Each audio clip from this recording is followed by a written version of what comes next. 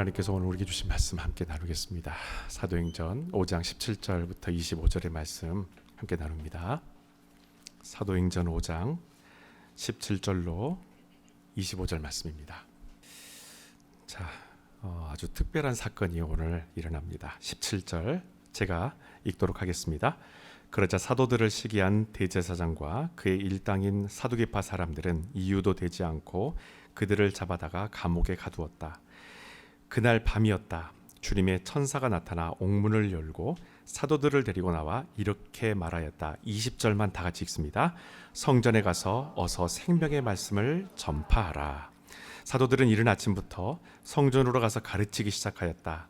그날 아침 늦게 대제사장과 그 일당은 성전에서 유대의 의회와 장로들을 다 소집하여 사도들을 신문하려고 사람들을 보내 그들을 데려오게 하였다. 감옥에 갔던 경비병들이 사도들이 없어진 것을 보고 의회로 돌아와 보고하였다. 감옥 문도 잠겨 있고 보초도 밖에 서 있는데 우리가 문을 열어보니 그 안에는 한 사람도 없었습니다. 성전 경비대장과 대제사장은 이 말을 듣고 가슴이 덜컥 내려앉았다. 대체 다음에는 무슨 일이 일어날 것이며 종국에는 어떻게 될 것인지 두려웠기 때문이다. 25절 다 같이 읽습니다.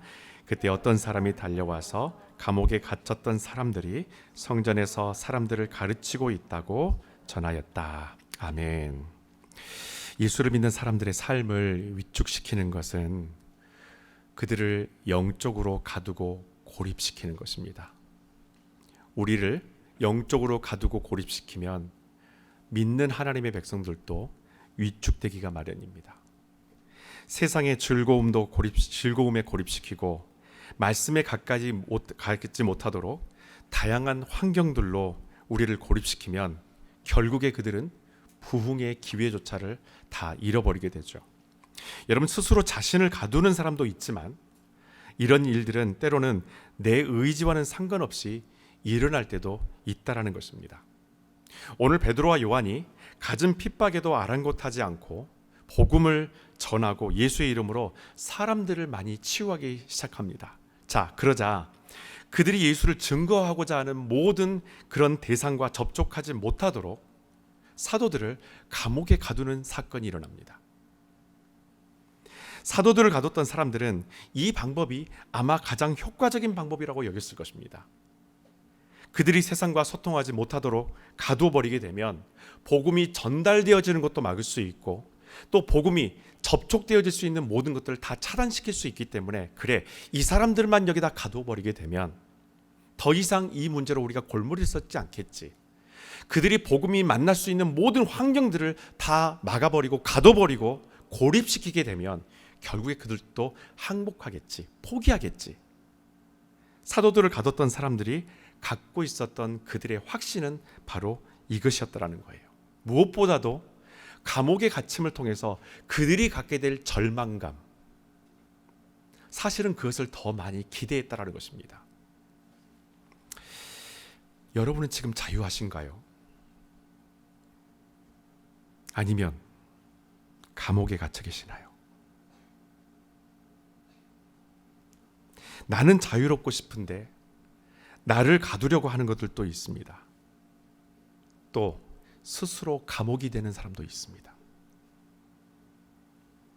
복음이 내 안에 들어오지 못하도록 가두는 감옥이 있고 내가 부흥의 기쁨을 맛보지 못하도록 가두는 감옥과 같은 현실을 우리가 만나기도 하고 거기에 던져질 때도 있다는 것입니다. 그런 반면에 안타까운 일이지만 여기가 좋사오니 하면서 감옥 생활에 익숙해져 가는 사람들도 있습니다. 여러분 아리조나주의 투싼이라는 도시가 있습니다. 여기서 50년을 감옥에서 지내다가 84살에 석방이 된 로버트 프랜시스 크랩스라는 사람이 유명한 어떤 신문에 그 사람의 사건이 대문짝만에 나왔습니다. 이 사람은 일부러 84세 그 나이에 석방이 되었었는데 범죄를 다시 저질러서 감옥에 들어간 사람입니다. 그래서 그에게 결국에 재판장에서 그에게 구형했었던 구형 형량은 21년이었습니다. 보통 사람들은 이해하지 못합니다. 80세가 되게 되면 적어도 이 범죄가 지긋지긋해서 이런 삶이 지긋지긋해서 끊어버릴 텐데 왜 이 사람은 또다시 스스로 범죄했었는가? 출소한 지 7개월 만에 다시 은행 강도를 해서 8,000불이라는 별로 얼마 크지도 않은 그 돈을 훔쳤다가 경찰이 올 때까지 거기에 가만히 있었다라는 거예요.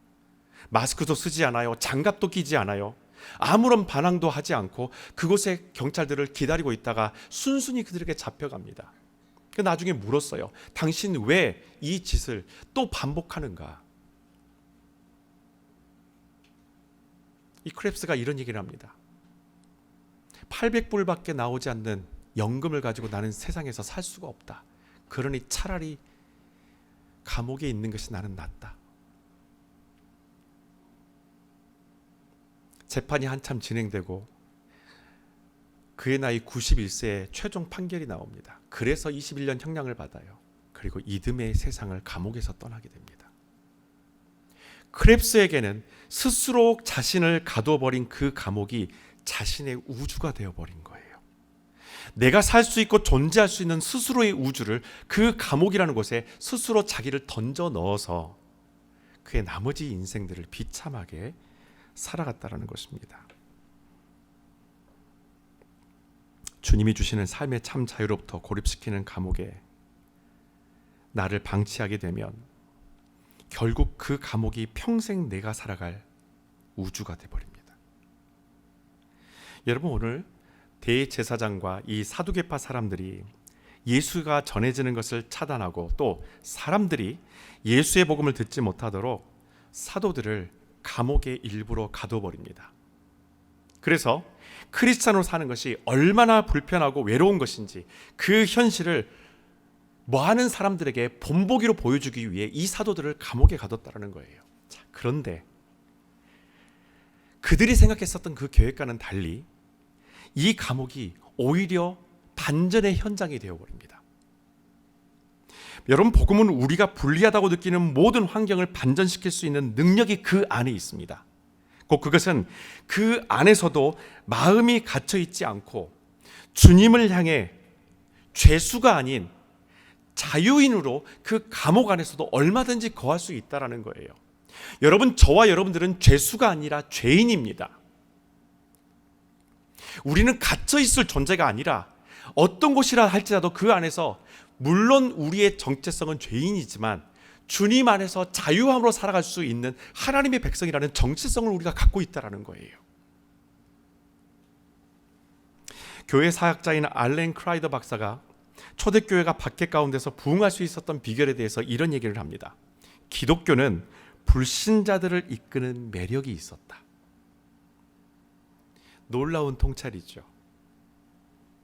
기독교에 매력이 있었다라는 거예요. 여러분, 매력의 단어를 여러분 잘 아실 겁니다. 의미를. 매력은 무엇입니까? 강제로 그 사람을 끌어당기는 것이 아니라 그 사람이 스스로 끌려오게 만드는 것이 매력이에요. 교회에 그런 매력이 있었다라는 겁니다. 기독교인들에게, 예수를 믿는 사람들에게 그런 매력이 있었다라는 거예요. 저 사람의 삶을 보게 되면 나도 따라가고 싶은 마음이 생겼다라는 것입니다. 보금자리 교회는 어떤가요? 매력 있는 교회인가요? 저는 우리 교회가 그런 매력 있는 교회가 되었으면 좋겠어요. 여러분들의 삶, 한 사람 한 사람의 삶을 통해서 야, 보금자리 교회는 뭐가 다르길래 그렇게 매력을 느낄 수 있는 공동체가 되었으면 좋겠어요. 여러분의 삶을 통해서 여러분 주위에 있는 사람들이 저 사람이 믿는 예수가 도대체 뭐길래 저 사람은 나하고 똑같은 삶을 살지 않고 왜 다른 삶을 살까? 그 매력을 느낄 수 있는 증인이 되었으면 좋겠다는 거예요. 크리스찬들이 드리는 그 예배는 정통 히브리인들이 드리는 그 예배에 없는 것들을 가지고 있었습니다. 교회가 가지고 있었던, 초대교회가 가지고 있었던 놀라운 매력 중에 하나가 바로 이 예배를 통해서 빚어진 바로 새로운 삶이었다라는 거예요. 베드로는 자기 동족인 히브리 사람들의 선교를 위해서 부름받았죠. 그들에게 복음을 전하고 회심한 사람들과 함께 삶을 살면서 자유와 기쁨을 누릴 수 있는 그 예배를 그들이 함께 모였던 곳에서 했다라는 것입니다. 자, 우리 만나면 뭐 할까? 제가 서두에 예배 첫인사에 여러분들과 나눴죠. 우리 만나면 뭐 할까? 만나서 뭐 하지? 믿는 사람들은 만나서 예배를 했다라는 겁니다. 그러니 세상 사람들이 보기에 달랐다라는 거예요. 그 예배 자체가 그냥 단순히 형식에 쌓여 있는 것이 아니라 그들 안에 복음이 전해지고 회심한 사람들과 함께 자유를 마음껏 누릴 수 있는 예배를 처음으로 그들의 공동체에서 보게 됩니다. 그 예배에는 생명의 말씀이 있었고 예수 그리스도와 하나됨을 기념하는 성만찬이 가득했습니다. 예배가 끝나게 되면 함께 음식을 나누면서 믿음의 교제를 나눕니다. 서로를 위하고 서로를 걱정해주고 서로를 축복해주고 부족한 걸 채워주고 나의 부족함을 채움받는 것이 교회 공동체가 가지고 있었던 매력이었다라는 거예요. 무엇보다도 그 예배를 드리는 사람들의 모습에서 표현할 수 없는 자유함이 묻어났다라는 거죠. 여러분, 당시 이스라엘도 로마 제국의 지배하에 있었기 때문에 그들은 항상 무언가 어떤 큰 힘에 의해서 희생당하고 있다는 느낌을 가지고 살았었습니다. 보이지 않는 어떤 힘 때문에 눌려 살고 그것 때문에 내가 희생할 수밖에 없는,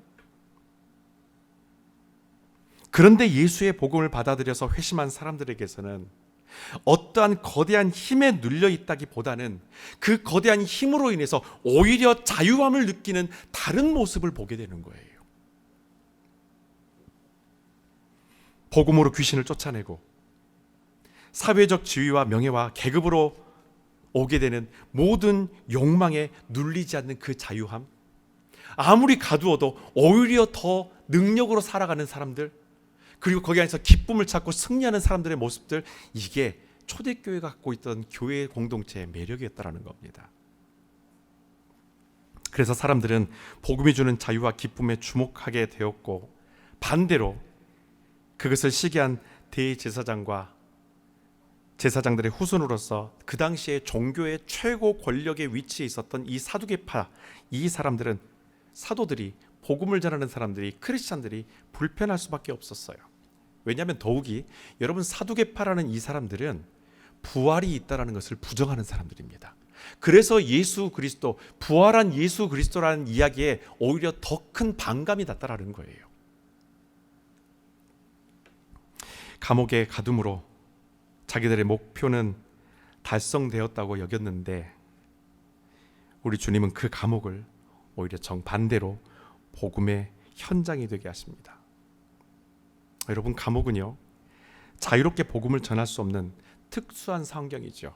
아무나 들어가서 아무나 만나가지고 복음을 전할 수 있는 환경이 아니라는 것입니다. 오히려 감옥이라는 곳이 복음의 사각지대와도 같은 곳이에요. 그런 곳에 사도들이 대제사장과 이 사두개파 사람들 덕분에 들어가 버리게 됩니다. 여러분, 저는 이 과정들을 보면서 이런 마음을 가졌어요. 바라기는 나를 가두고 고립시키는 이 감옥과 같은 현실에서 탈출하기만을 벼르고 사는 것보다 더 고귀한 믿음이 오늘 우리에게 임하기를 주님의 이름으로 축원합니다.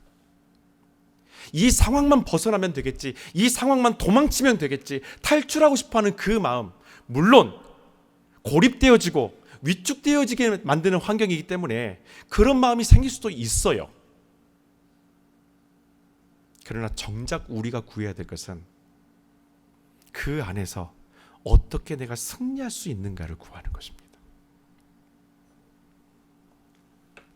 그것은 환경마저도 하나님께서 당신의 통치의 영역 안으로 만드셔서 하나님께서 그것도 통치하신다는 것을 우리에게 경험케 하신다는 겁니다. 그것이 바로 신앙이에요. 여러분, 감옥에 갇힌 이 베드로와 요한이 낙심하지 않아요. 그들은 잠잠히 주님의 때를 거기서 기다립니다. 어쩌다 내가 감옥에 들어왔지 후회하지 않아요. 왜 내가 열심히 이렇게 사명을 감당하고 있는데 내가 왜 여기에 와 있어야 되지? 다른 사람이 아니라 왜 내가 하필이면 여기에 있어야 되지? 내가 왜 이런 어려움을 겪어야 되지?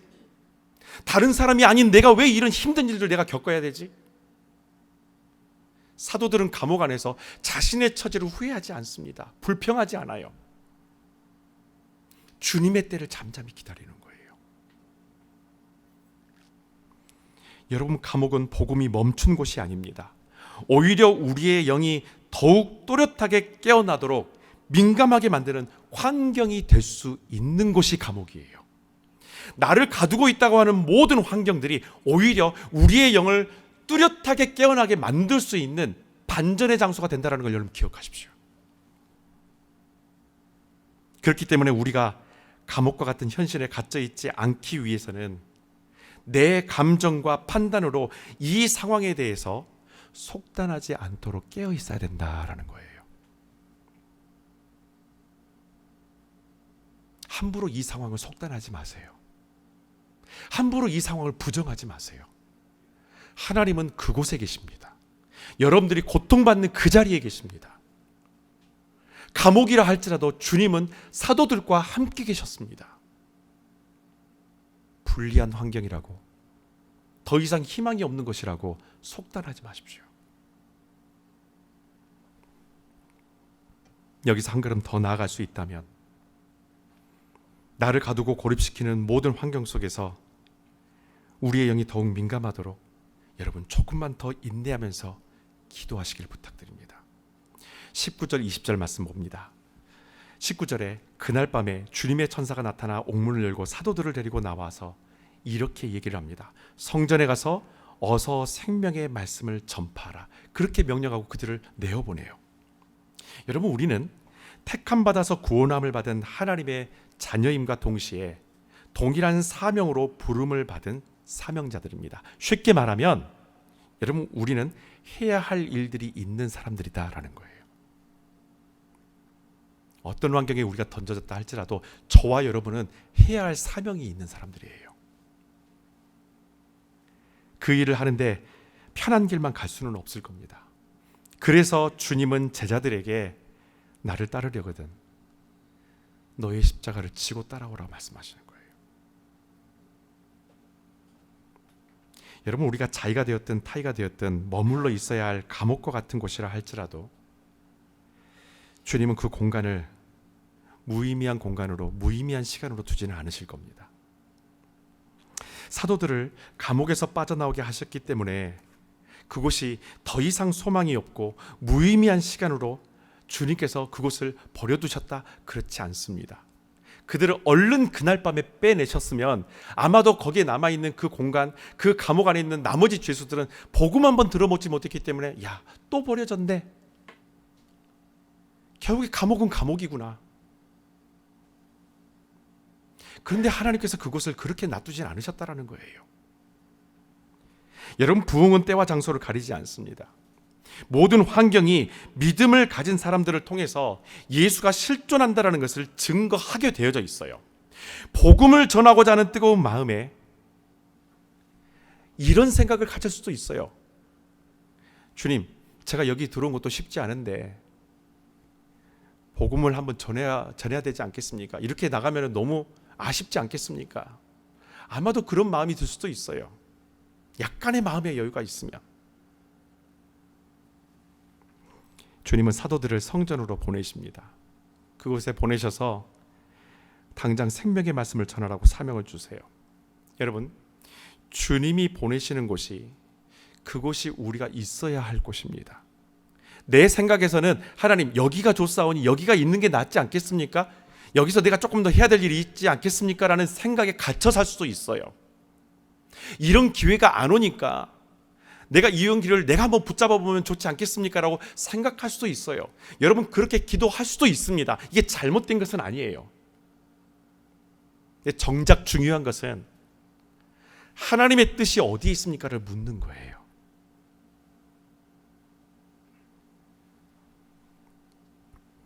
우리가 기도하는 것이 바로 그것입니다. 오늘 우리가 찬양에 썼던 것처럼 주여, 내 마음을 붙들어 주시고 내 발을 붙들어 주셔서 주님의 뜻이 있는 그곳에 내가 서 있게 해 주시옵소서. 이게 사명자의 기도예요. 내가 거기에 있게 해 주시옵소서. 쉽지 않죠. 사실 저도 벗어나고 싶을 때가 있어요. 그런 감옥과 같은 곳에서 벗어나고 싶을 때가 있어요. 조금 더 편하게, 조금 더 넉넉하게, 좀 더 자유롭게, 누구나 그런 마음이 있을 겁니다.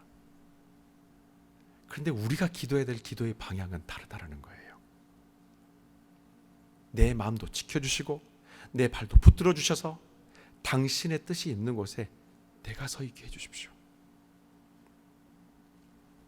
여러분, 21절에 사도들이 성전에 가서 복음을 가르쳤다고 되어 있는데, 여러분 여기서 자세히 보시게 되면 가르치다라는 이 동사가 나오죠. 첫 줄에 이 가르치다라는 동사의 시제가 미완료 과거형으로 되어 있습니다. 그러니까 과거로부터 시작되어야 되는데 완료된 것이 아니라 지금도 그렇게 하고 있다라는 것으로 표현이 되고 있는 거예요. 사도들이 성전에 들어가서 그때부터 아침부터 지금까지 계속 이 이야기가 흘러가고 있는 과정 가운데서 계속 하나님의 말씀, 생명의 말씀을 증거하고 있었다라는 것을 말하는 겁니다. 여러분, 이것은 21절의 상황 속에 두 가지 사건이 동시에 일어나고 있다라는 것을 지금 의미하는 거예요. 사도들이 복음을 계속해서 가르치고 있을 때에 그 다음 말씀 볼까요? 무슨 일이 있습니까? 대제사장과 그 일당들이 사도들을 신문하기 위해서 준비하고 있었다라고 되어 있습니다. 동시에 두 가지가 일어납니다. 사도들은 성전에서 복음을 전하고 있었고, 그 시간에 대제사장과 사두개파 사람들은 이들을 신문하기 위해서 준비하고 있었다. 여러분, 이것이 우리에게 주는 또 하나의 의미가 있어요. 주께서 일하실 때에 그 일을 방해하는 일들도 동시에 일어날 수 있다는 것입니다. 주님께서 일하실 때에 사단도 일합니다. 우리가 예배 가운데 하나님을 향해서 마음을 드리려고 할 때에 사단은 내 마음에 동시에 들어와서 내 마음을 다른 곳에 두게 만드는 거예요.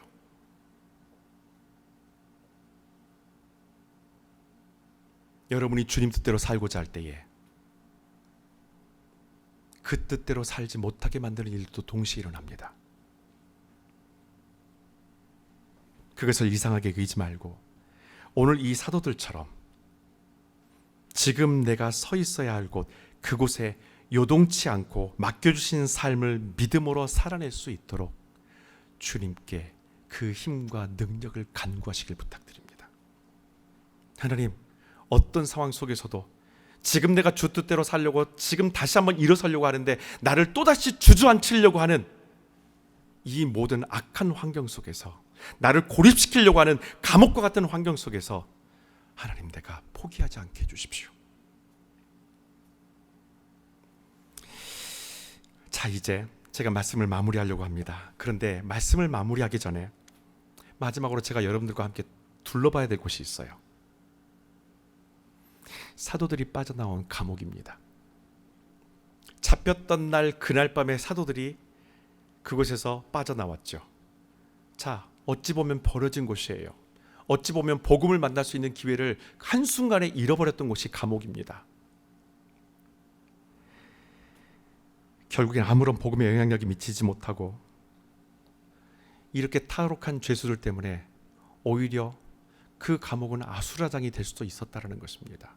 자, 그러면 여기가 아무런 일이 일어나지 않은 버려진 땅일까요? 하나님께서 아무런 의미 없이 그곳에 그들을 잠시 있게 하시고 또 성전으로 그들을 빠져나오게 하셨을까요? 성경은 사도들이 들어오고 나감을 통해서 오히려 복음이 확실히 증거되고 복음이 살아있다는 것을 증거하는 현장이 되게 만드세요.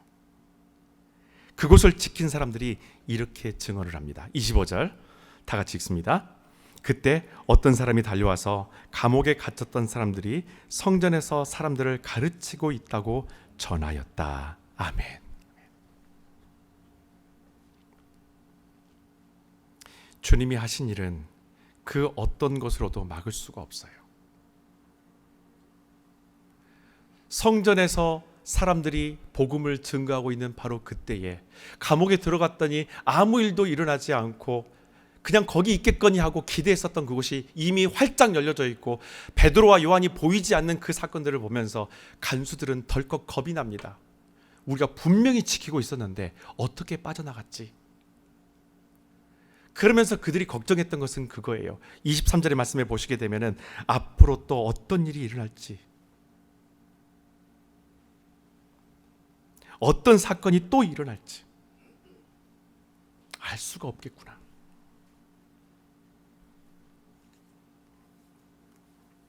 덜컥 겁이 났다라는 겁니다. 이게 복음이 역사했던 현장이라는 거예요. 사람의 힘으로 되지 않는 어떤 일이 일어났다라는 것을 이미 그들이 보게 돼버린 겁니다. 그 감옥 안에서 간수들이 증인이 되었고 죄수들이 증인이 돼버린 거예요.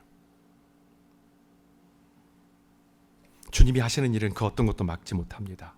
감옥을 지키던 사람들은 패닉이었지만 이것이 초대교회에 대해서 사람들이 매력을 느낄 수밖에 없었던 일이 되는 거예요.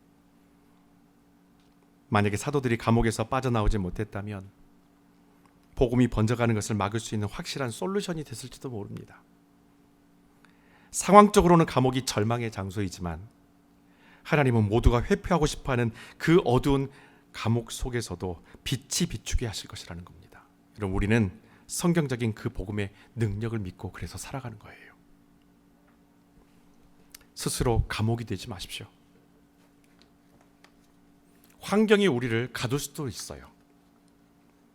내가 원치 않은 그 환경 가운데 나를 밀어넣어서 억지로 그곳에 고립되게 만들고 억지로 그곳 안에서 위축되게 만들고 믿음으로 살려고 몸부림치는데 그렇게 만들지 못하는 환경들을 우리에게 주어서 거기 안에 가둘 수도 있어요. 그런데 내 스스로가 감옥이 될 수도 있어요. 나를 스스로 가두는 거예요. 너는 안 돼.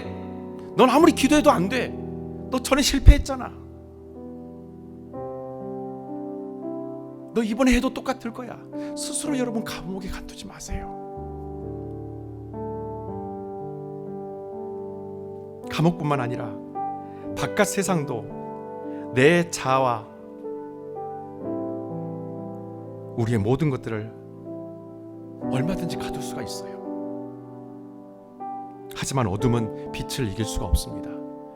감옥처럼 빛이 없는 내 마음속 어디쯤의 그 공간도 주님과 함께 들어가십시오. 다니엘에게도 베드로에게도 바울에게도 감옥은 하나님의 살아계심을 내가 체험하고 우리 모두가 주님께 살아계심을 인정하는 기회의 땅이 되었습니다. 그곳에서 그들은 주님을 만나고 그것 덕분에, 그 감옥 덕분에 많은 사람들이 하나님의 살아계심을 목도하는 현장이 되어버립니다. 하나님은 그럴 능력이 있습니다. 여러분이 갇혀있는 그 감옥 안에 주님께서는 같이 계십니다. 그곳에서 오늘 일하고 계실 겁니다. 우리가 기도하는 것은 주님이 함께 계시는 곳이라면 어디가 되었든 그곳에 있는 것입니다. 그래서 주님이 일하시는 역사의 증인이 되시기를 주님의 이름으로 축원합니다. 기도하겠습니다.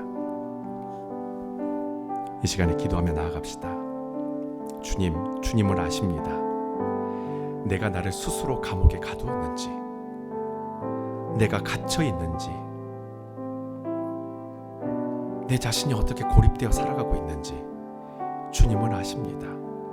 그곳에 함께 계신 하나님, 나도 그곳에서 빛을 보게 하시고 승리케 하여 주시옵소서. 그래서 주님, 내 마음과 내 발을 붙들으사 주님의 뜻이 있는 곳에 그곳에 서게 하여 주시옵소서. 주님께서 부르심 따라서 오늘도 믿음으로 살아가는 하나님 나라 승리의 백성이 될 수 있도록 주님 인도하여 주시옵소서. 함께 여러분의 삶을 하나님께 드리며 기도하겠습니다. 아버지 하나님 감사합니다. 주님 감사합니다. 감옥 안에서도 나를 붙들어주시고 갇혀있고 고립되고 위축되어져 있는 내 삶 안에도 찾아와 주셔서 나를 버리지 아니하시고 거기 함께 거해 주셔서 감사합니다.